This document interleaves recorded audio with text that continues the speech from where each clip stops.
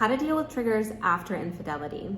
Hey there, I'm Lauren Consul. I'm a licensed marriage and family therapist specializing in relationship issues and sex therapy, and I've worked with hundreds of couples and individuals who are healing from infidelity in their relationship. So let's talk about triggers. The first step is accepting and acknowledging that these triggers are a normal part of the healing process from infidelity. You've been through a huge trauma. And when we experience a trauma, our brain responds as we need to protect ourselves from this traumatic thing happening again. And our brain is a shoot first, ask questions later, rather than assessing, are we actually safe? Has anything changed? Anytime we notice something that even has a whiff of that, our brain is going to go into protective mode. Is there still danger? Are we safe? So our brain's job is to keep us safe and alive. It can be helpful to understand that triggers serve this purpose. It's our brain's way of trying to keep us safe.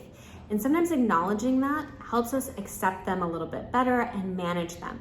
Because we can acknowledge, all right, this is my brain's way of trying to keep me safe. I've been through something really traumatic and something big, and my brain is trying to protect me. This acknowledgement can actually create a little space from our trigger. We can thank our brain, thank you brain for trying to keep me safe. I see what you're trying to do. Here are all the things I'm doing as an individual and as a couple to not have that situation and that traumatic experience happen again. That can help ground you and help you feel a little bit more safe. And it's not that you have to feel 100% safe, but it's reminding yourself, we're in therapy, we're working on it, we're talking about it. My partner is doing these things, I'm doing these things. It's just reminding yourself of the safety structures that you've put in place. Second, it can be helpful to identify trigger warnings.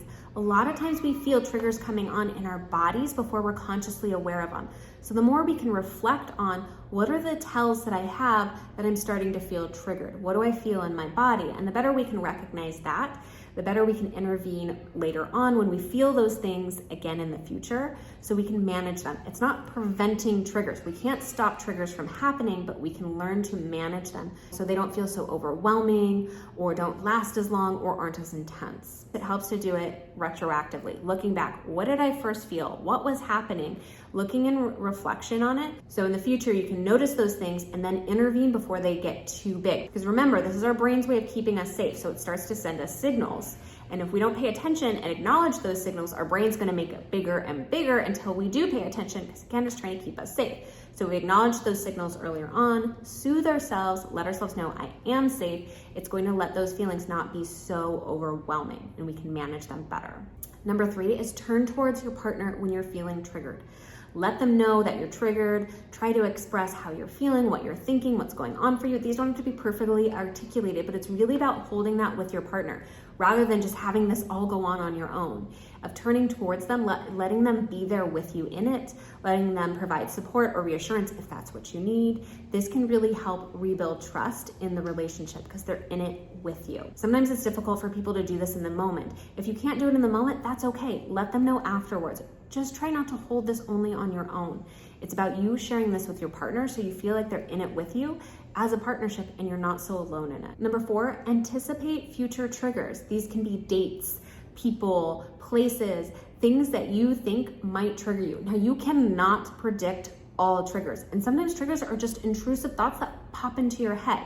But there are some things that we can say that might be a trigger.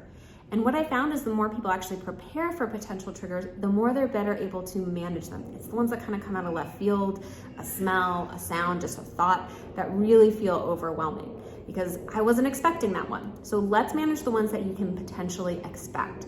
Think about potential triggers and then what safety structures you can put in place. Self-regulation or co-regulation. So self-regulation is where we soothe ourselves, we take care of ourselves. Co-regulation is when we turn to our partner, let them know that something's going on, let them soothe us and reassure us. Number 5, self-validate and normalize your feelings and experience. Again, this is a normal part of the healing process from infidelity. There's nothing broken with you or wrong with you. You're not on the wrong path. This is part of the process. And you're probably gonna have some triggers for some time. The goal isn't to completely get rid of triggers, because again, we can't control whether triggers happen.